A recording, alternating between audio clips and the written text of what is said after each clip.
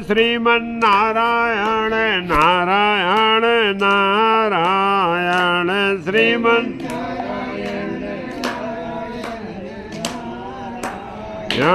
भजमन नारायण नारायण नारायण भजमन नारायण केशव नारायण नारायण नारायण केशव नारायण माधव नारायण नारायण नारायण माधव नारायण बद्री नारायण नारायण नारायण बद्री नारायण लक्ष्मी नारायण नारायण नारायण लक्ष्मी नारायण लक्ष्मी नारायण नारायण नारायण लक्ष्मी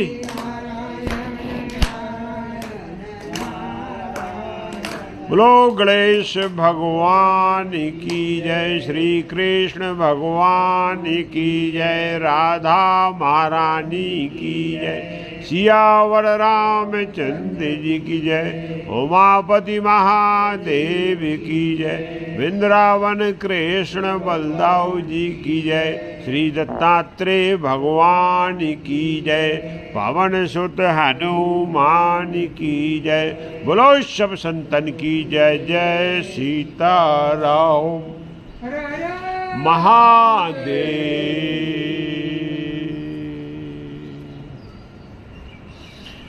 गजाननं भूतगणादिसेवितं कपित्थजम्बो फलचारुभक्षणम् उमासुतं शोकविनाशकारिकं नमामि विघ्नेश्वर पाद पंकजम, नमामि विघ्नेश्वर पाद पंकजम।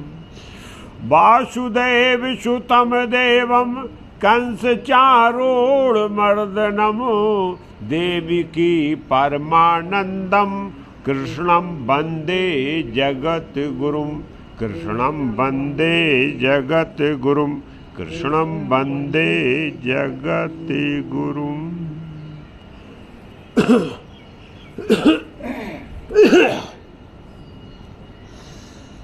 तो कल हम सब भक्तों ने श्रीमद् भगवत गीता के पावन और पवित्र ज्ञान का श्रवण किया। प्रसंग अध्याय 11 में भगवान का विश्व रूप,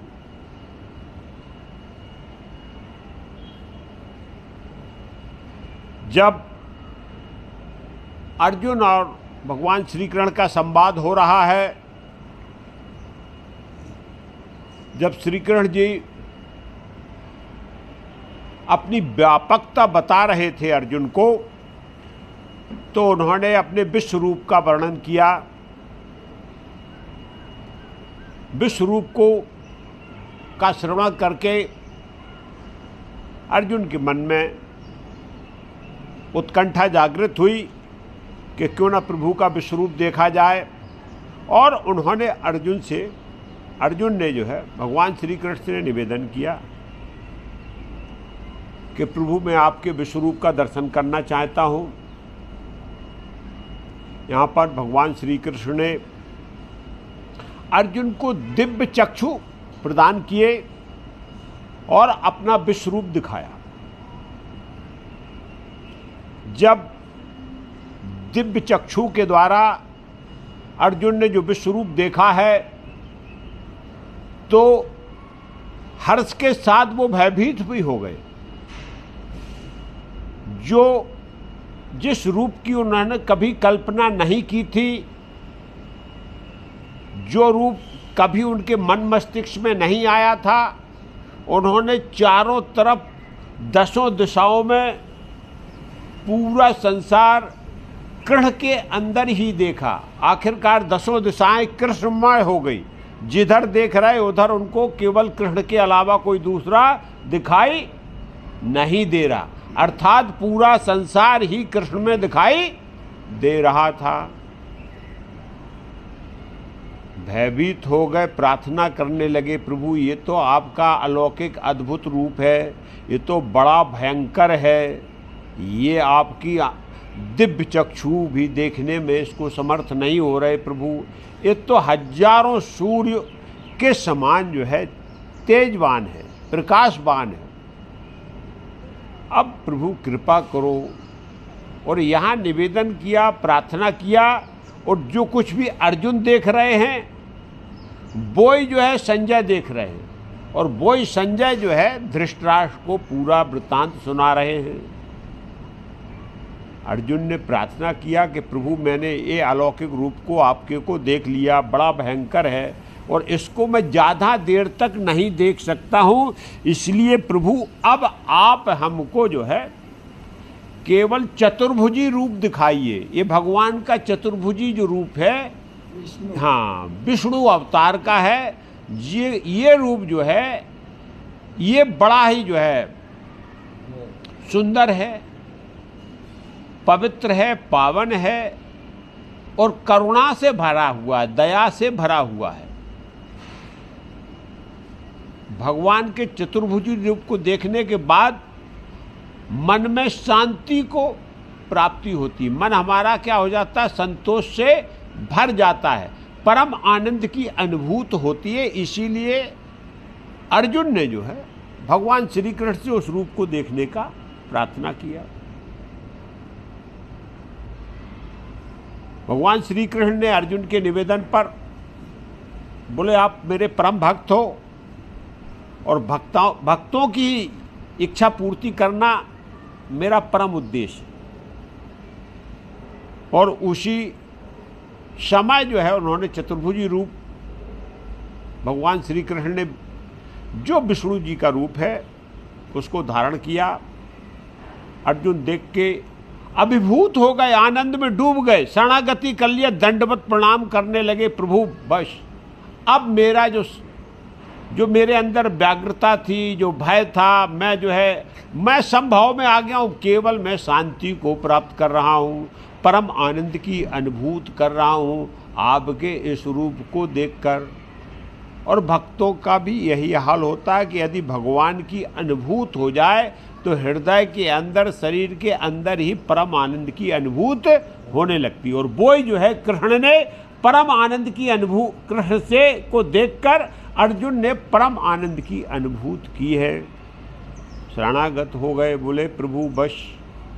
और भगवान श्री कृष्ण ने अर्जुन को जो है जब चतुर्भुजी रूप दिखा दिया, विश्व रूप दिखा दिया, तो अर्जुन को अब ज्ञान हो गया और उनको अपने कर्तव्य दायित्व का बोध हो गया कि ये जो हम परम पिता परमेश्वर के सानिध्य में हैं यही परब्रह्म है। लेकिन बस अंतर इतना ही होता है कि गीता का ज्ञान अर्जुन ने भी सुना भगवान श्री कृष्ण के मुख से, और उसी ज्ञान को संजय ने धृतराष्ट्र को सुनाया। लेकिन धृतराष्ट्र को ज्ञान नहीं हुआ, क्योंकि वो मोह में और संसार के जो है जाल में फंसे हुए हैं, इसलिए उनको ये ज्ञान नहीं हुआ कि परमपिता परमेश्वर श्री कृष्ण साक्षात सामने प्राकट्य हैं। ये सामान्य जो है यदुवंशी नहीं है। लेकिन अर्जुन ने इस बात को जान लिया और मान लिया, लेकिन जो है इस बात को धृतराष्ट्र ने नहीं माना, और न मानने का ये परिणाम हुआ कि महाभारत हुआ और पूरा कौरव वंश क्या होगा, समाप्त हो गया। हम और आपकी भी स्थिति यही है कि संसार के हम जाल में फंसे रहते हैं, संसार के मोह में फंसे रहते हैं, इसलिए हम भगवान की अनुभूति शरणागत होते हुए, भगवान सामने होते हुए नहीं जान पाते। और वो ही हम संसार को छोड़ दें, संसार का मोह त्याग कर दें, भगवान की शरणागति कर लें, हम सब कुछ जान जाएंगे और हमारे आत्मा के अंदर ही परम आनंद की प्राप्ति हो जाएगी। अर्जुन ने इसके बाद पश्चाताप किया, प्रायश्चित किया कि प्रभु मैंने अज्ञानवश अनजाने में आपके को सामान्य पुरुष समझा, आपको अपने ही जैसा समझा, आपके साथ मित्रवत व्यवहार किया, आपके साथ भला हंसी ठिठोली भी की, मजाक भी किया, नाना प्रकार की हमसे उद्दंडता हुई। क्यों? क्योंकि मेरे को ज्ञान नहीं था कि आप तो क्या है, परम तत्व हैं। अरे जिससे संसार प्रकट हुआ और उसको ही हम जो है एक ग्वाला समझ के और इस प्रकार का साधारण मनुष्य समझ रहे थे। तो प्रायश्चित किया और बोले प्रभु अब मेरे को आप माफ़ कर दो। माफ़ी भी कैसे? जैसे पिता पुत्र की गलतियों को माफ़ कर देता है, जैसे मित्र मित्र की गलतियों को माफ़ कर देता है, और प्रेयसी जो है, जो प्रेमी होता है, वो प्रेम की गलतियों को माफ़ करता रहता है, केवल उसका काम प्रेम करने का होता है। ऐसे ही जो है मित्र जो है जब मित्रता रखता है तो मित्र की बुराइयां नहीं देखता है, वो केवल उसकी अच्छाइयों को धारण करके मित्र बनाए रहता है। ऐसे ही जो है पिता जो होता है वो पुत्र को क्या करता है, गलती भी कर देता है, क्योंकि अपनी संतान है, माफ़ कर। भगवान ऐसे हमको माफ़ कर दो। भगवान श्री कृष्ण तो श्री कृष्ण है, बोले आपकी कोई गलती नहीं है, आप तो क्या इस पूरा संसार मेरे को नहीं जान पाया तो आप क्या जान पाओगे। भगवान श्री कृष्ण ने आप बोला आपका कुछ तो ये पूरा संसार नहीं जान पाया। बड़े बड़े जो है महापुरुष, मुनि, ऋषि, संत, महात्मा, ये जो है तपस्या करते करते जो है प्राणांत हो जाता है, लेकिन मेरे इस रूप के दर्शन नहीं कर पाते हैं। ये तो आप मेरे परम भक्त हो, इसलिए मैंने चतुर्भुजी रूप दिखाया। और यहाँ जो है जब प्रायश्चित का मौका मिले तो जाने अनजाने में मेरे से भी अपराध घटित हो जाए तो हमको कान पकड़ के भगवान के सामने प्रायश्चित कर लेना चाहिए। बिल्कुल शरणागत होकर प्रायश्चित करना चाहिए कि प्रभु ये संसार है, अब वो मोहवश हो गया, अज्ञानवश हो गया, लोभ लालच बस हो गया प्रभु, लेकिन माफ़ करो, अब दोबारा मेरे से ऐसा, ये प्रायश्चित का विधान है। इसीलिए यहाँ अर्जुन और श्री कृष्ण का ये संवाद आया कि उन्होंने बोला कि प्रभु जो कुछ भी हुआ वो सब अनजाने में हुआ, आप माफ़ कर दो।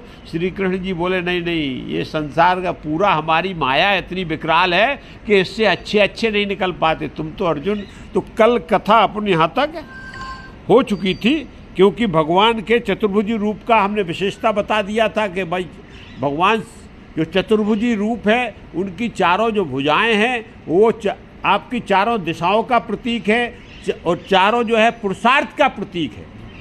धर्म है, अर्थ है, काम है और मोक्ष है। ये भगवान पुरुषार्थ का प्रतीक है और चारों वेदों का प्रतीक है ये भुजाएं। और भगवान जो अस्त्र धारण किए हुए हैं, शंख जो है वो जो है ध्वनि का, प्रणव ध्वनि का प्रतीक है। इस संसार में जो ऊर्जा संचार जो हो रहा है वो शंख का ही स्वरूप है। इसीलिए भगवान हर समय ऊर्जा शक्ति को, शंख ध्वनि को अपने हाथ में धारण करते हैं। इसके बाद जो भगवान का चक्र आया, इस चक्र जो है चेतना का प्रतीक है, समय की गति का प्रतीक है और नियत का प्रतीक है कि नियत निर्धारण करना वो चक्र से की गति से ही ये पूरा संसार नियम को पालन कर रहा है और नियम से चल रहा है।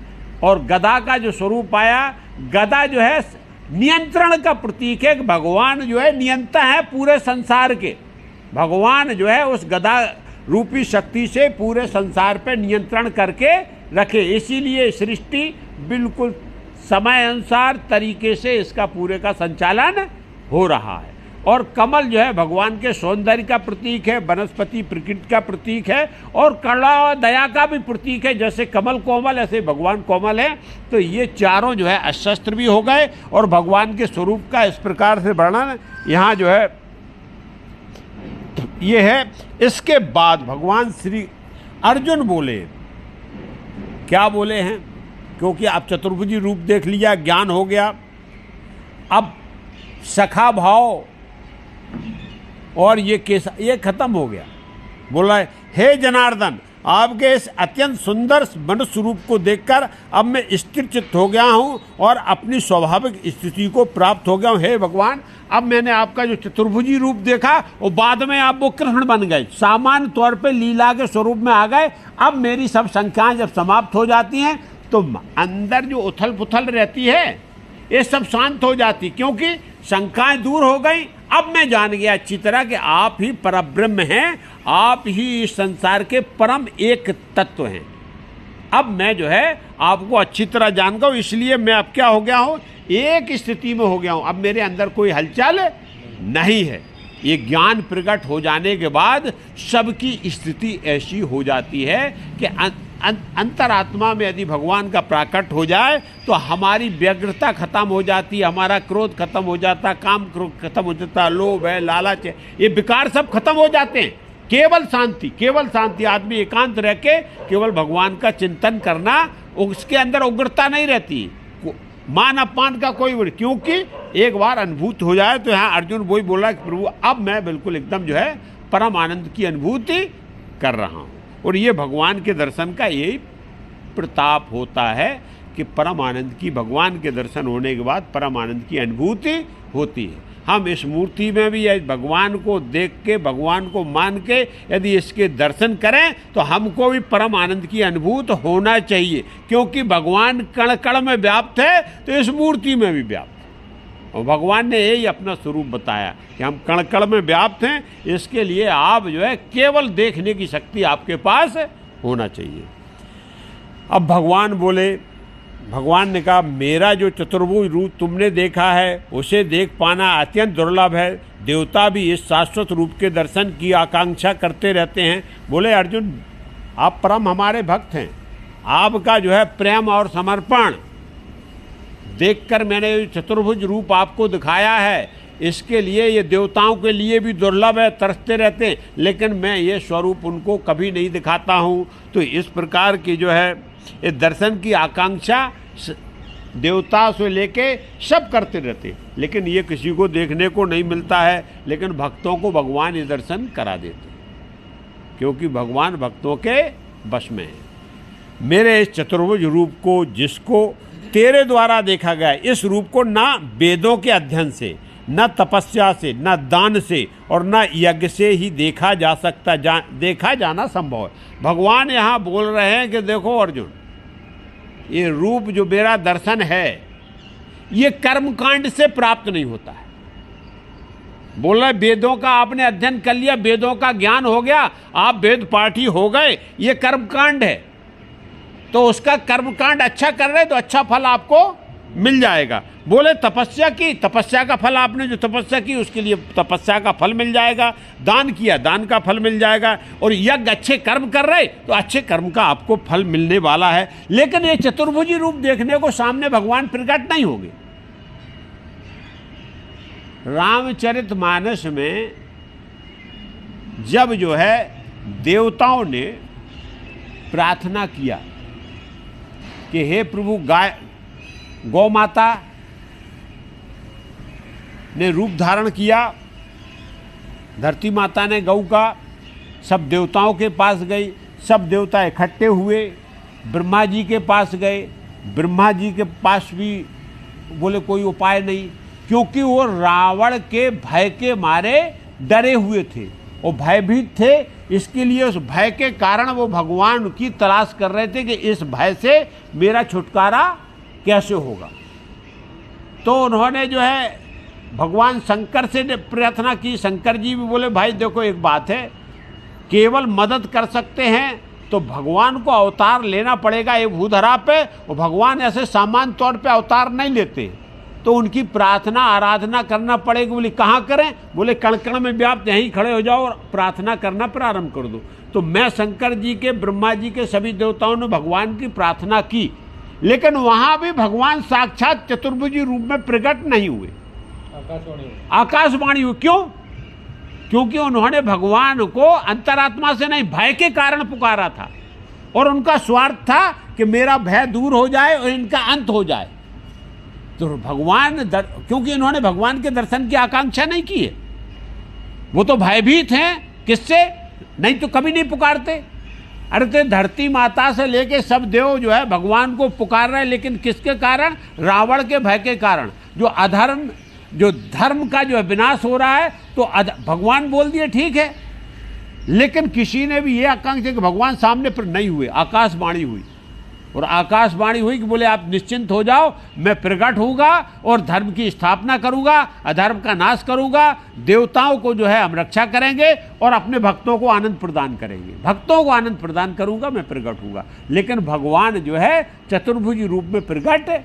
तो भगवान केवल जो है कहाँ प्रकट होते हैं, ये बोल रहे कर्मकांड में। कर्मकांड आप करो तो आपको कर्मकांड का, अच्छा कर्मकांड कर रहे हैं तो अच्छा फल मिल जाएगा और बुरे कर्म कर रहे हैं तो बुरा फल मिल जाएगा। लेकिन भगवान जो है प्रकट नहीं होते। साक्षात दर्शन यदि भगवान को पाना है, यहाँ श्री कृष्ण जी जो है अर्जुन को यही बात बता रहे हैं कि आपको मैंने क्यों दर्शन दिए। क्यों?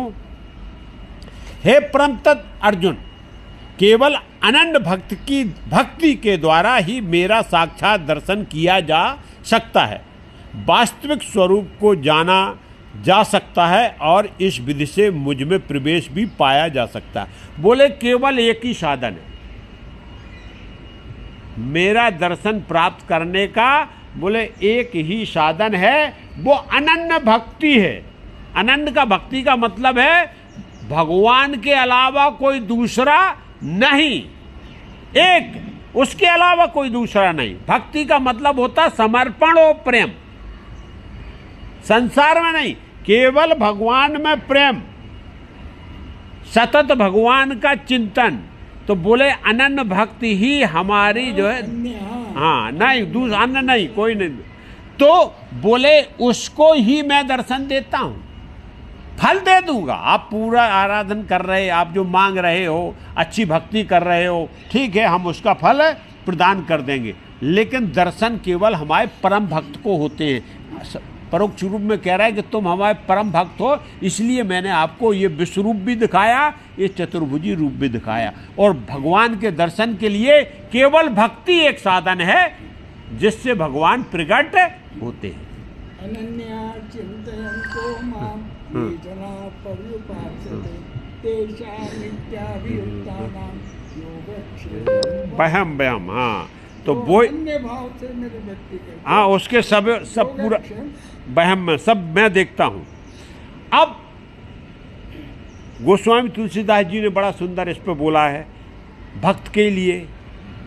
भक्त है तो भगवान प्रभु राम धरो तन भूप, किए चरित पावन परम प्रकृत नर अनुरूप। ये भक्त के कारण ही भगवान जो है प्रभु श्री राम के लिए बोल रहे कि राम ने अपना तन धारण किया, भूप के रूप में राजा बने अयोध्या के, केवल भक्तों की वजह से और किसी की वजह से। और नाना प्रकार के चरित्र जो किए हैं, जो मनुष्य का स्वरूप धारण करके मनुष्य के रूप में नाना प्रकार के प्राकृतिक जो चरित्र किए, ये केवल भक्तों के कारण किए, और कोई दूसरा कारण भगवान का यहाँ नहीं है।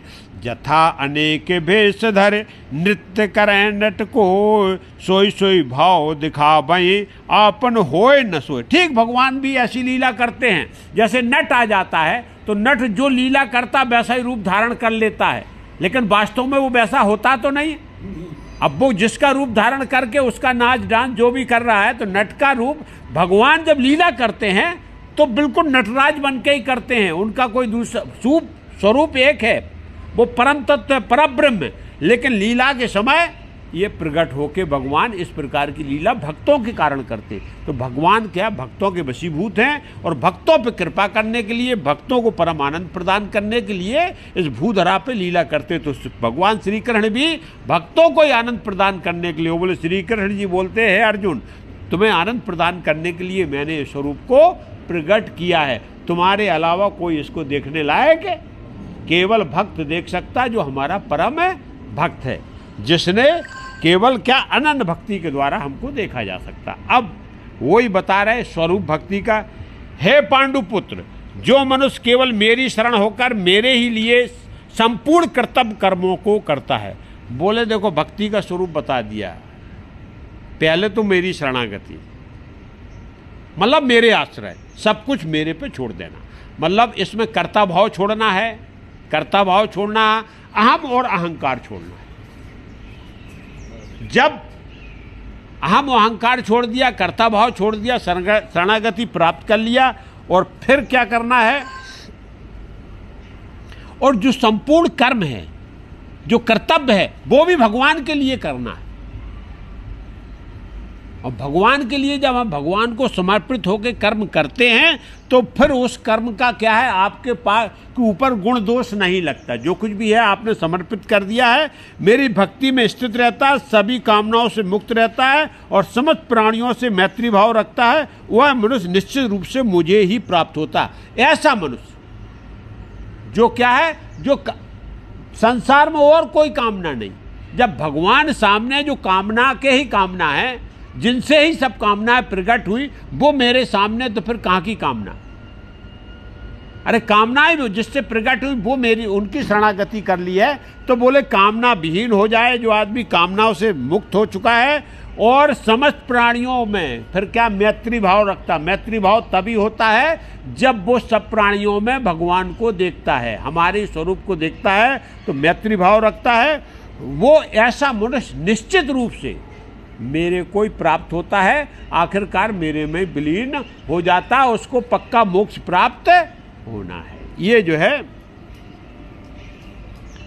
यहाँ गोस्वामी तुलसीदास जी ने भी बताया भक्त के लिए कि भगवान कहाँ रहते हैं। तो मैं छाण गत दूसर नाही, राम बसऊं तिनके मन माही। भगवान को छोड़ के दूसरी गति नहीं, दूसरे का चिंतन नहीं, दूसरे का सोच नहीं, भगवान ऐसे आदमी के हृदय में बसो, ऐसे आदमी के हृदय में बसो जहाँ जो है दूसरी और किसी को दूसरी गति नहीं है, दूसरा चिंतन नहीं है, भगवान उसके हृदय में प्रकट हो जाते हैं।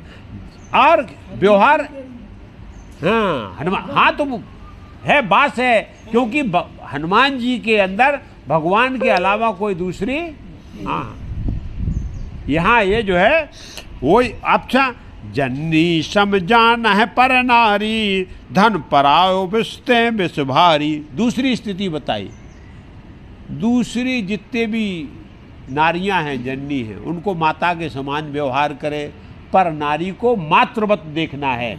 ये जो है विशेषता है भगवान के वास के लिए। बोले उसका जो हृदय इतना पवित्र होना चाहिए, वो दूसरे के धन को विष के समान समझे, दूसरे के धन को विष के समान समझे, ऐसे के आप हृदय में प्रभु वास करें। अब कितनी बड़ी बात है कि इस स्वरूप में यदि आ जाए तो भगवान, हाँ मातृवत परदारेषु परद्रव्येषु उच्चवत् आत्मवत् सर्वभूतेषु यस्तिष्ठति सत्तिष्ठति। तो वो स्त्री को माता के समान, पर धन को विष के समान, तो यही जो है। और ऐसी स्थिति है तो समझ लो कि आपके ये कब आएगी, जब भगवान का वास आपके हृदय के अंदर हो जाएगा। और भगवान को यही स्थान बताए गए, 14 स्थान रामचरितमानस में बताए हैं कि 14 स्थान भगवान कहाँ कहाँ रहते। ऐसे लोगों के हृदय अलग अलग बताया, जिनके कान समुद्र के समान हो, जो भगवान की लीला को सुनने में जिनका मन नहीं घा रहा हो, वहाँ आप बसो प्रभु। ये भी है श्रवण शक्ति, बोले हम जो है इस प्रकार से ये जो है। और एक बताया है कि काम को है मद मान न मोहा, लोभ न क्षोभ न राग न द्रोहा, जिनके कपट दम नहीं माया, तिनके हृदय बसो रघुराया। विकार रहित, कोई कामना नहीं। मैंने सुना था, हाँ। काम क्रोध मद लोभ की जब तक मन में खान, तब तक पंडित मूर्खा, दोनों एक समान। किसने कहा? ये तो दोहा है, किसने कहा? तो अब वो पता नहीं किसी ने बोला, लेकिन ये दोहा है, ये रामचरितमानस की चौपाई है कि आपको काम है, क्रोध है, मद है, मान है, मोह है, लोभ है और क्षोभ है और राग है और द्रोह है, ये सब जो है, और कपट भी है, ये सब विकार हैं। और इन विकारों से जो रहित है, जो माया से विरक्त हो चुका है, भगवान ऐसे के हृदय में वास करते हैं। और ये सब भगवान की शरणागति से होता है। और भगवान की जब शरणागति प्राप्त हो जाती है तो फिर जो है वो परम आनंद को प्राप्त हो जाता, फिर उसको संसार से कोई चाह रहती नहीं। और जब चाह खत्म हो गई तो फिर ये विकार अपने आप सब खत्म हो जाते हैं। इसीलिए भगवान श्री कृष्ण जी जो है अर्जुन को बोले कि आप हमारे परम भक्त हैं, आप अनन्य भक्त हैं और आपने मेरी शरणागत की, इसके लिए मैंने आपको इस प्रकार का स्वरूप दिखाया, अर्थात इस प्रकार का ज्ञान दिया जिससे आपका विषाद दूर हो जाए। अब आप अपने कर्तव्य के लिए खड़े हो जाओ, क्योंकि ये सब जो सामने खड़े हुए हैं ये सब अधर्मी हैं। और बोले मेरा काम ही है अधर्मियों को मारना, तो मैं तुम्हें कारण मात्र बना रहा हूँ, आप केवल कारण हो और शुरू हो जाओ। तो यहाँ जो है, लेकिन अर्जुन तो अर्जुन हैं, इतने जल्दी वो जो है छकने वाले नहीं हैं, क्योंकि यहाँ जो है अध्याय 11 की समाप्ति होती है। अध्याय 11 का पूरा विस्तार तो बता ही दिया। अब अपन अध्याय 12 में प्रवेश करते हैं। अध्याय 12 का जो है बहुत ही सुंदर जो है ज्ञान दिया है साकार और निराकार ब्रह्म का, कि आखिरकार जो साकार और निराकार ब्रह्म की जो पूजा करते हैं, तो साकार ब्रह्म की पूजा करने वाले भक्त जो हैं वो सिद्ध हैं, या निराकार ब्रह्म की पूजा करने वाले भक्त सिद्ध हैं। क्योंकि अर्जुन को मौका मिला है, इसलिए वो सांसा पूरा ज्ञान, आध्यात्मिक ज्ञान प्राप्त करके अपने हृदय को भर लेना चाहते। तो अर्जुन ने फिर एक प्रश्न कर दिया। गीता वो हो गया, भगवान के ज्ञान हो गया, सब कर्तव्य दायित्व का भी बोध हो गया। अब अर्जुन क्या चाह रहे हैं कि और हमको ऐसा ज्ञान प्राप्त हो जाए जिससे पूरा मेरी आध्यात्मिक सिद्धि हो जाए, कि मैं ये समझ लूँ कि भगवान ने जो बात बोली। तो यहाँ अर्जुन ने फिर से प्रश्न किया है। क्या प्रश्न किया है? अर्जुन ने पूछा, हे भगवान, जो विधि आपने बताई है उसी विधि के अनुसार अनन्य भक्त से आपकी शरण होकर आपके सगुण साकार रूप की निरंतर पूजा आराधना करते हैं। एक प्रकार के लोग बताए, पहले प्रकार के लोग जो अनन्य भक्ति के द्वारा, लेकिन आपके क्या है, साकार रूप की पूजा करते हैं, आपको विग्रह की पूजा करते हैं, आपको साक्षात जो है, जो आपका स्वरूप है, जो आप लीला रूप में प्रकट हुए, इसी विग्रह को साक्षात भगवान का स्वरूप मान के और अनन्य भक्ति से जो विधि आपने बताई है पूजा अर्चन की, उसका सबका पालन करते हुए, और वो आपके क्या है, सगुण रूप की पूजा कर रहे हैं, जो आपका साकार रूप है वो पूजा आराधना करते हैं। तो एक प्रकार के लोग तो प्रभु संसार में ऐसे हैं। और बोले दूसरे क्या हैं? और अन्य जो आपकी शरण ना होकर अपने भरोसे आपके निर्गुण निराकार रूप की पूजा आराधना करते हैं। दूसरे जो निराकार ब्रह्म की पूजा करते हैं, वो किसी आकार को, भगवान के अवतार का भी उनको वो बोलते हैं कि भगवान तो हर समय हर एक के हृदय में निराकार रूप में ब्रह्म विराजमान है। तो वो अपने अंदर ही भगवान को देखते हुए किसी आकार की पूजा नहीं करते, लेकिन आपको अपने अंदर ही देखते हुए अपने ही स्वरूप में भगवान की पूजा करते हैं, जो निराकार ब्रह्म होते हैं, जिनको निर्गुण उपासक बोलते हैं। अब इनमें से दोनों हैं अलग अलग, और दोनों जो है आपकी प्राप्ति करना चाहते हैं। तो इसमें से सिद्ध कौन है, श्रेयकर कौन है? अब प्रश्न जो है बड़ा ही जो है उच्च कोटि का है कि आखिरकार सिद्ध योगी कौन है? दोनों से ही मोक्ष प्राप्त, भगवान श्री कृष्ण ने पहले बताया है कि दोनों से ही मोक्ष प्राप्त होने वाली है।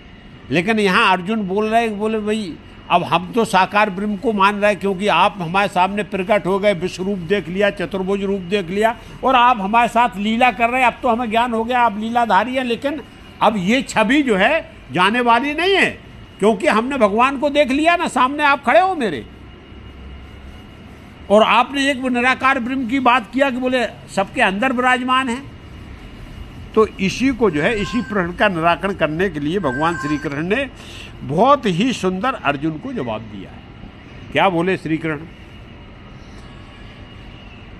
हे अर्जुन, जो मनुष्य मुझ में अपने मन को स्थिर करके निरंतर मेरे सगुण साकार रूप की पूजा में लगे रहते हैं और अत्यंत श्रद्धा भाव पूर्वक मेरे दिव्य स्वरूप की आराधना करते हैं, वह मेरे द्वारा योगियों में अधिक पूर्ण सिद्ध योगी माने जाते हैं।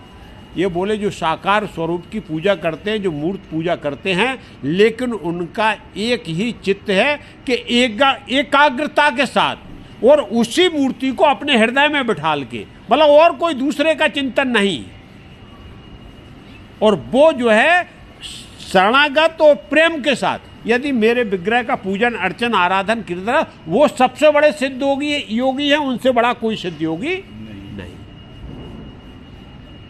साकार ब्रह्म का स्वरूप जो बताया, पूजा और आराधन का जो विधि बताई, बोले ये सबसे सीधा है, सरल है, और सबसे बड़ा जो है जल्दी भगवान की प्राप्ति कराने वाला है। क्यों ऐसा क्यों बोल रहे? कक्षा 1 के बच्चे को जो अपना अभी प्रारंभ कर रहा पाठशाला, और उसका अध्यापक तोता के बारे में उसको बताए, ब्लैक बोर्ड पे बोले तोता की हरी चोंच होती है, न लाल चोंच होती है, तोता हरा होता है, उसके 2 पैर होते हैं, उसके 2 पंख होते हैं। अब वो बता रहा सब उस पर ब्लैक बोर्ड पे लिख लिख के ऐसे बोल रहा है। तो अब उसका बच्चा जो है पहली क्लास का, तोता देखा नहीं उसने कैसा होता है, लेकिन वो अभी उसको समझ में आ भाई कितने बड़े पंख होंगे, कितने बड़ी कैसी चोंच होगी, हरा रंग कैसा होगा, लाल रंग कैसा, क्योंकि उसको रंगों का भी ज्ञान नहीं है। लेकिन आप बोल रहे हैं कि हरा होता है, लाल होता है, लेकिन रंगों का ज्ञान, क्योंकि वो प्रारंभिक कक्षा में है, तो उसके अंदर वो तोता का आकार प्रवेश करने वाला, और वही टीचर एक तोता को मंगाए मॉडल के रूप में और उसके सामने ऐसा रख दे, मॉडल रख दे, तोता सामने है, देखो बोले ये लाल चोंच है, ये हरा है, ये इसके 2 पैर, तुरंत उसको पूरा का पूरा, हाँ लाल रंग ऐसा होता है, हरा रंग ऐसा होता है, तोता के 2 पैर होते हैं, ये ऐसा, उसको तुरंत बैठ जाएगा और वो अंदर भी घुस जाएगा। फिर वो आंखें बंद करेगा तो तोता का स्वरूप दिखाई दे जाए, लेकिन वो हवा में जब तक बोलता रहेगा तब तक तोता का स्वरूप। तो ये पहली कक्षा के, अब साकार ब्रह्म का मतलब जो आप मूर्ति पूजा की बात कर रहे हो, ये आपका आधार बेस है। यदि ये नहीं तैयार होगा तो आपके हृदय में मूर्ति बनेगी कैसे? किसका आराधन कीर्तन करोगे? किसको आप ध्यान करोगे? आखिरकार ध्यान भी करोगे, किसकी करोगे आप? तो यहाँ भगवान श्री कृष्ण ने इसीलिए अर्जुन ने प्रश्न किया कि प्रभु मैं आप सब कुछ देख चुका हूँ।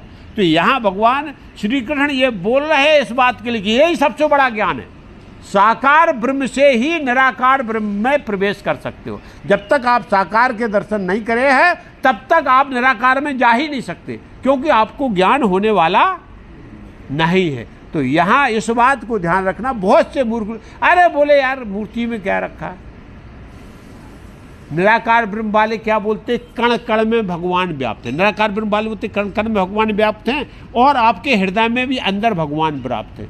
यदि कण कण में भगवान व्याप्त हैं तो सामने जो विग्रह रखा उसमें भी तो कण है, उसमें भी तो भगवान व्याप्त है। और उसको भगवान को उस मूर्ति में मान के हम यदि पूजन अर्चन कर रहे, शरणागति कर रहे, प्रेम कर रहे, तो जो है भगवान और कौन, किसको, कोई दूसरे को थोड़ा प्रेम कर रहे। तो ये केवल अज्ञानतावश इस प्रकार के प्रश्न उठते हैं। साकार ब्रह्म ही जो है मूल आधार है आपकी भक्ति का, और इसको पकड़ के चलेगा तो भगवान श्री कृष्ण बोल रहे हैं उसको क्या हो जाएगा, जल्दी भगवान भक्ति प्रकट हो जाएगी, जल्दी से भगवान के दर्शन भी हो जाएंगे, और उसको यही सिद्ध योगी है सबसे बड़ा। बोले इससे बड़ा कोई सिद्ध योगी नहीं है। दूसरी बात बोला है, लेकिन जो मनुष्य मन बुद्धि के चिंतन से परे परमात्मा के अविनाशी, सर्वव्यापी, अकल्पनीय, निराकार, अचल स्थित स्वरूप की उपासना करते हैं, वह मनुष्य भी अपनी सभी इंद्रियों को बस में करके सभी परिस्थितियों में समान भाव से और सभी प्राणियों के हित में लगे रहकर मुझे ही प्राप्त होते। बोले निराकार ब्रह्म की बात बताई। निराकार ब्रह्म को सब में व्याप्त है, लेकिन उसका कोई आकार, वो निर्गुण है, उसके अंदर कोई गुण ही नहीं, कोई भी मतलब गुणों से, निर्गुण का मतलब ये है कि वो गुणों से परे, ये प्राकृतिक जो गुण हैं सत रज तम, इनसे वो परे की बात है। और उसका कोई आकार, उसका कोई नाम, उसका कोई रूप नहीं है। जो ब्रह्म ज्ञानी लोग हैं वो अपने हृदय में ऐसे स्वरूप की पूजा करते हैं। उसके लिए उनको क्या करना पड़ता है, जो इंद्रियों को सबको नियंत्रित करके मन को खींच के अंतः स्थिति में लाना पड़ता है। और यदि वो उपासना वो करते हैं तो वास्तव में वो भी मेरे को प्राप्त है। लेकिन ये बहुत कठिन है। कठिन क्यों है कि जब तक आपने भगवान की व्यापकता को जाना नहीं तो आप भगवान के को अंदर कैसे अनुभूति कर सकते। लेकिन ये इसमें क्या है कि आपको पहले से जो है बताया गया है कि ज्ञान योग है, भक्ति योग है, कर्म योग है और आपका अष्टांग योग है। ये विधि है। ज्ञान जागृत हो जाता है, धीरे धीरे प्रकट हो। लेकिन ये कब होगा, जब आप पीएचडी कर लेंगे। प्रथम क्लास की कक्षा के लड़के को मूर्त पूजा से प्रारंभ करना पड़ेगा। जब हो जाता है, पहले इतना बड़ा बस्ता रहता है पूरा वजन लाद के, फिर इतना और बाद में पीएचडी वाले के पास एक डायरी रहती है और कलम रहती। क्यों, वो सब कुछ उसके अंदर प्रवेश। तो वो पीएचडी कब होगी, जब पूरा ज्ञान आपको इस संसार का हो जाएगा भगवान के बाद। तब फिर आप जो है फिर आत्मज्ञानी हो गए।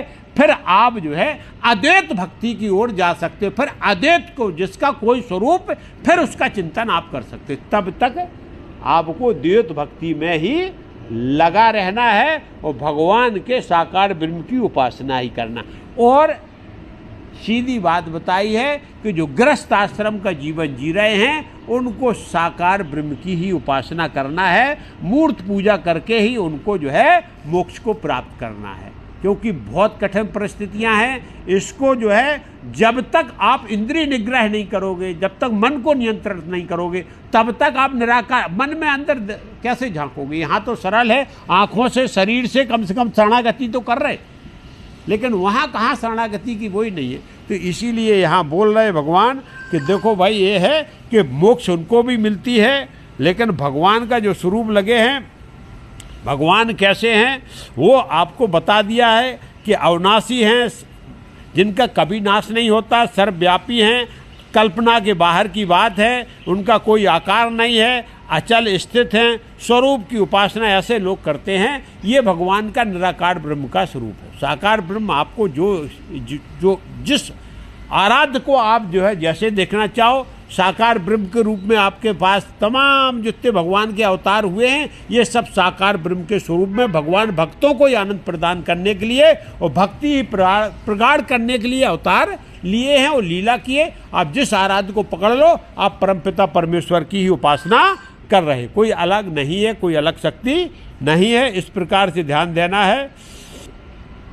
अब यहाँ भगवान श्री कृष्ण बोल रहे क्या, अव्यक्त निराकार स्वरूप के प्रति आसक्त मन वाले मनुष्य को परमात्मा की प्राप्ति अत्यधिक कष्टपूर्ण होती है, क्योंकि जब तक शरीर द्वारा कर्तापन का भाव रहता है तब तक अव्यक्त परमात्मा की प्राप्ति दुखप्रद होती है।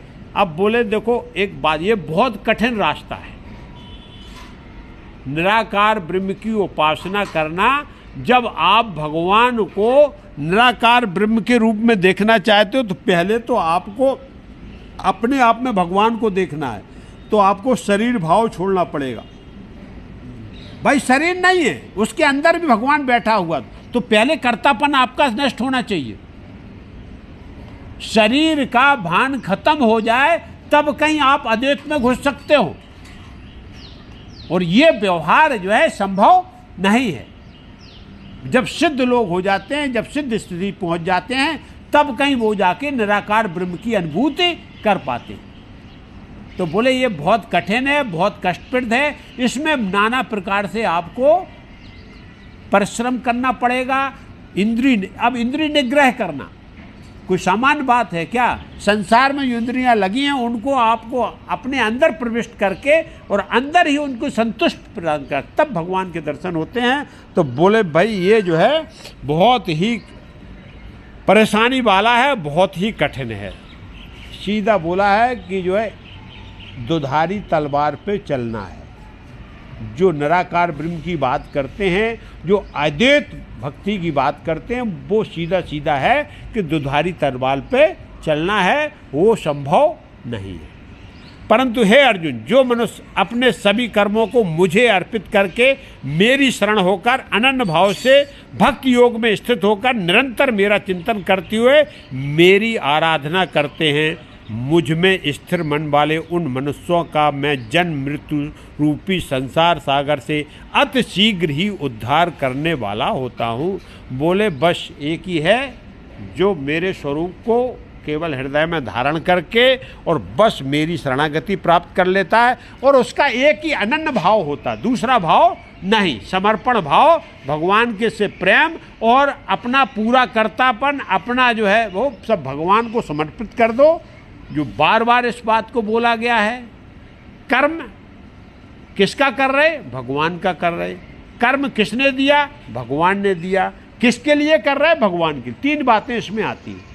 हम जो भी कर्म कर रहे हैं, क्योंकि संसार भगवान का है, तो संसार से बाहर तो कोई कर्म करना नहीं है। इस संसार में ही कर्म करना। जब हर चीज़ भगवान की है तो वो कर्म में आने वाली है। तो कर्म किसका कर रहे हैं? भगवान का कर रहे हैं। किसकी प्रेरणा, ताकत, शक्ति किसने दी? बुद्धि बल किसने दिया? भगवान ने दिया। इसीलिए उसकी शक्ति और सामर्थ्य से हम कर्म कर पा रहे। तो भगवान के द्वारा कर्म हो रहा, क्योंकि उनकी शक्ति और सामर्थ्य से कर रहे। बल्ब जल रहा है, जब तक लाइट आ रही तब तक जल रहा, नहीं बंद हो जाएगा। बल्ब का उजला देना बंद, ऐसे ही आपका कर्म करना बंद। और किसके लिए कर रहे? क्योंकि कर्म का फल भी तो प्रकट होने वाला भगवान के लिए कर रहे।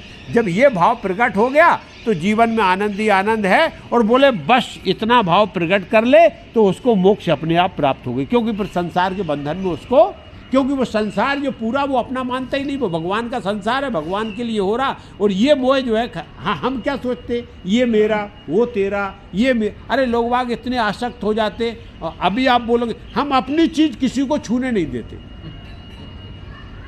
अब वो कितनी बड़ी आसक्ति है, कितनी बढ़िया। हम अपनी चीज किसी को छूने, हम अपने जो है बिस्तर पे किसी को बैठने, कितनी बड़ी आसक्ति, आप बताओ। तो और सब चीजें तो बहुत बड़ी बात हो गई। हम तो यही खाते, इसके अलावा कुछ खाते नहीं। खाना के प्रति आसक्ति हो गई, वस्तुओं के प्रति आसक्ति है। अरे संसार में आपका कुछ है ही नहीं, फिर भी आप इतने आसक्त हो। अरे जिस चीज को छूने नहीं देते, मरने के बाद वो साथ में जाने वाली क्या? अरे थोड़ा तो कम से कम व्यापक दायरा बढ़ाओ, थोड़ा तो सोच बदलो। भगवान यही बात बोल रहे हैं।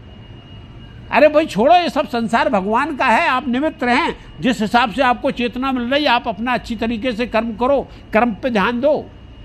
और उस कर्म को क्या भगवान, क्यों वो कैशियर वाला उदाहरण, अरे देना लेना मेरा काम है, उस पैसे से मेरे को ना भाई देने में परेशानी हो रही, ना लेने में परेशानी हो रही। जमा करने वाला उसका जमा कर ले रहा, जिसको देना उसको दे दे रहा हूँ। क्यों? क्योंकि वो बैंक का है। ऐसे ही जो कर्म हमारे सामने आ रहा वो मैं ईमानदारी से कर रहा हूँ, क्योंकि भगवान की प्रेरणा से वो कर्म मिला है। और जो मिलेगा वो भी भगवान की प्रेरणा से मिलने वाला है। तो ये सत्ता पूरी भगवान की हम स्वीकार कर लें, पूरी सत्ता में केवल, और हम सब एक भगवान के दास हैं, एक नौकर हैं, वो हमारे स्वामी हैं। इस भाव से यदि हम कर्म करने लगें तो फिर हमारे ऊपर एक कर्म बंधन नहीं पड़ता। एक कर्म बंधन ही मेरे मोह का बहुत बड़ा जंजाल है, क्यों मोह में एक कर्म बंधन फंसाता है। और हमारे कर्म बंधन यदि कट गए तो हम मुक्त हो गए। और भगवान यही बोल रहा है कि बाद में जन्म मरण के बंधन से मैं उसको काट देता हूँ। लेकिन भाव भगवान शरणागति का होना और कर्म का त्याग, मतलब कर्म का करना है लेकिन त्याग भगवान को समर्पित कर देना है, कर्म भाव को। और वो होता है। ऐसा भाव यदि बन जाए तो बड़े बड़े संत, बड़े बड़े महात्मा हो गए। भगवान की प्रेरणा से बोलते हमारा जीवन चल रहा, भगवान की प्रेरणा से ही हम सब जो है जीवन थे, भगवान की प्रेरणा से ही हमारा संसार चल रहा, और भगवान की प्रेरणा से मेरी जीवन यात्रा चल रही। जिस दिन भगवान बुला लेंगे उस दिन आनंद के साथ ढोल बजाते हुए जाएंगे, कोई चिंता की बात नहीं है। ये भाव बन गया तो आनंद है, और इसी को मुक्ति बोलते हैं। अभी ये लगी रह गई कि अरे अभी तो उसका विवाह करना था, अभी तो ये देखना था, अभी पोता देखना था, अभी नाती देखना था, अभी तो फिर वो जो है भगवान बोलेंगे अभी नहीं देख पाए, दोबारा मैं फिर भेजता हूँ, फिर तुमको दिखा दूंगा, लेकिन भेज देंगे, फिर मुक्त नहीं करेंगे। बोले संसार में अंतिम अवस्था तक यदि तुम इसमें लगे हो तो बोले चिंता मत करो, फिर से दोबारा आपको फिर से आनंद कराएंगे, लेकिन आपको भेज देंगे। और मुक्त होना है तो संसार को छोड़ दो धीरे धीरे। ये प्रयास की बात है, कर्म के बाद धीरे धीरे मोह और आसक्ति छोड़ो। ये संसार नश्वर है, ये सब संबंध झूठे हैं, केवल सत्य संबंध एक भगवान से है जो सच्चित आनंद है, जो सच्चित आनंद भगवान का जो स्वरूप है, सत्य और शाश्वत। पहली बात भगवान के स्वरूप को बताया गया, सत्य और शाश्वत है। दूसरा चैतन्य है, वो ऐसा नहीं है कि सत्य और शाश्वत स्थायी, चैतन्य है। चैतन्य मतलब जैसे हम और आप अभी चैतन्य, ऐसा नहीं कि मुर्दा है। तो भगवान सत्य हैं, चैतन्य हैं और परम आनंद को प्रदान करने वाले। तीन स्वरूप भगवान के बताए हैं, सत्य और सनातन है, चेतना से परिपूर्ण है और परम आनंद को प्रदान करने वाले। इसलिए भगवान का नाम सच्चिदानंद रखा गया है, जो हम और सबको परम आनंद प्रदान करने के लिए। इस पूरे संसार की रचना भी भगवान ने आपके परम आनंद के लिए किया। भगवान को कुछ नहीं, भगवान तो खेल रचना ये अपने भक्तों को आनंद प्रदान करने के लिए, लीला करने के लिए। इसीलिए भगवान ने ये पूरे ब्रह्मांड की रचना की, केवल जिससे उनके भक्तों को आनंद मिलता रहे। क्योंकि भक्त उनकी शरणागति करते हैं तो भगवान फिर उनको आनंद कर देने के लिए बाध्य हो जाते। और ये पूरी संसार की रचना, लोग बोलते भगवान ने ये संसार क्यों रचा, तो भगवान ने ये संसार केवल भक्तों को आनंद प्रदान करने के लिए रचा है और उसी में वो अपना आनंद समझते हैं। ऐसे ही हमें भगवान की शरणागति करके, भगवान का सानिध्य प्राप्त करके और भगवान में ही कि शरणागति में ही मेरे को भी आनंद आना चाहिए और भगवान में ही आनंद आना चाहिए। संसार में आनंद खोजने की ज़रूरत नहीं। इस प्रकार का भाव बनाएं, इस प्रकार से हम जीवन यापन करें तो हमारे जीवन में फिर आपको आनंद ही आनंद है। इसके अलावा दूसरा और उद्धार भी हो जाएगा। उसका उद्धार जो है, भगवान फिर जन्म मृत्यु के बंधन से कट गए। हे अर्जुन, तू अपने मन को मुझ में ही स्थिर कर और मुझ में ही अपनी बुद्धि को लगा। इस प्रकार तू निश्चित रूप से मुझ में ही सदैव निवास करेगा, इसमें किसी प्रकार का संदेह नहीं। भगवान अर्जुन के लिए नहीं है, ये पूरे संसार के लिए बोले। देखो एक बात है, जब तुमको हमारी व्यापकता समझ में आ गई, मेरा वैभव समझ में आ गया, मेरा सब कुछ समझ, अब आपका ज्ञान ये है कि आप संसार में दूसरा देवी देवता में कहीं भटकने की जरूरत नहीं, केवल एक में मुझ में ही आप ध्यान लगा, मेरे को ही समर्पण कर दे और बस तेरी बुद्धि कहाँ, केवल एक में, भगवान में केवल एक, और एक ही भक्ति काम आती है। ये जो है 56 जो है बोले वो लुढ़ियाँ पूजने से कोई काम होने वाला नहीं। इसलिए सच्चिद आनंद भगवान का स्वरूप को, उसमें ही मन लगाओ, उसमें ही बुद्धि लगाओ और उसमें ही दिमाग को एकाग्र कर दो। इधर उधर भटकने की जरूरत नहीं है और इस रूप में ही जो है एकाग्र हो जा तो भगवान फिर तेरे अंदर प्रकट हो जाएंगे और फिर तू क्या करेगा, बस फिर तेरे सब संदेह खत्म और मेरे को प्राप्त हो जाएगा। ये सब के लिए है कि आप पूजन अर्चन आराधन करते हैं, बस केवल एक का ध्यान, एक का आराधन, एक का ही कीर्तन, उससे ही सब कुछ प्राप्त होने वाला है। या दूसरा भाव सब में वही है, दूसरा भाव भी है, सब में वही है। हम आप सब में भगवान विराजमान है, सबको जो है एक ही परमात्मा की दृष्टि से देख के भी हम जो है संसार की सेवा कर रहे हैं, तो भी वही बात है। हे अर्जुन, यदि तू अपने मन को मुझ में स्थिर नहीं कर सकता तो भक्ति योग के अभ्यास द्वारा मुझे प्राप्त करने की इच्छा उत्पन्न कर। बोले यदि मन आपका स्थिर नहीं हो रहा, उपाय बता रहा है, ये चारों जो बताए, जो चारों कर्मयोग, ज्ञान योग, भक्ति योग, तो उसी को बोल रहा है कि यदि मन तेरा स्थिर नहीं हो रहा है तो भक्ति के द्वारा, मन नहीं, मन को मत छोड़ दो, मन जहाँ जाता है, लेकिन शरीर से तो आप लग जाओ, शरीर से तो ऐसा कर्म करो कि भगवान प्रसन्न हो जाए।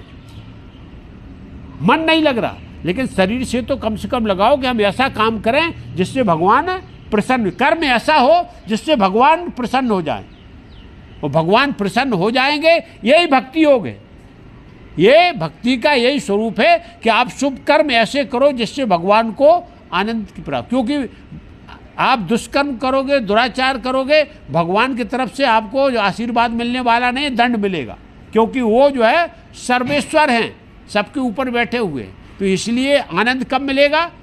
भगवान बोलेंगे मेरी संतान अच्छा काम कर रही है। पिता को भी आनंद कब आता है? जब पुत्र अच्छा काम करता है तो पिता आनंदित होता है, और पुत्र बुरा काम करता है तो पिता को दुख होता है। ऐसे ही भगवान को अपने भक्तों के द्वारा बोले तू ठीक है, मन नहीं लगा पा रहा, लेकिन भक्ति में लग, और भक्ति में लग के एकाग्र हो जा, तो भी तेरी गति वही होगी, और वही मेरा जो है मोक्ष प्राप्त होगी। तो यहाँ भक्ति की बात कर रहे हैं कि भाई मन नहीं लगता, मत लगने दो, लेकिन तू मेरे को प्राप्त करने की इच्छा तो कर।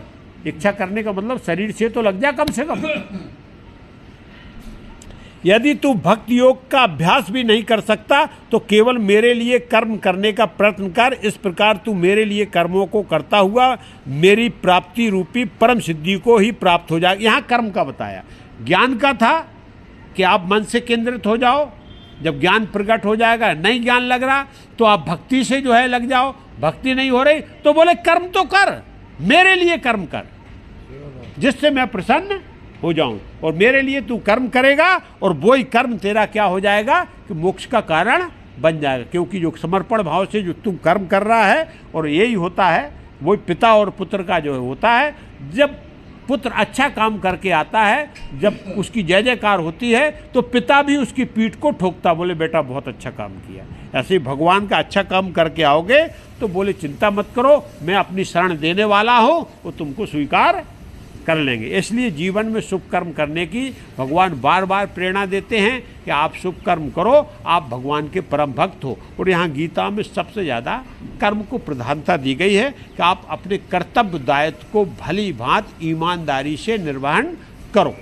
स्वधर्म का पालन करना ही गीता का सबसे बड़ा ज्ञान है, क्योंकि आप स्वधर्म का पालन कर रहे हो तो आपसे बड़ा भक्त संसार में कोई दूसरा नहीं। इस चीज़ को ध्यान में रखना है।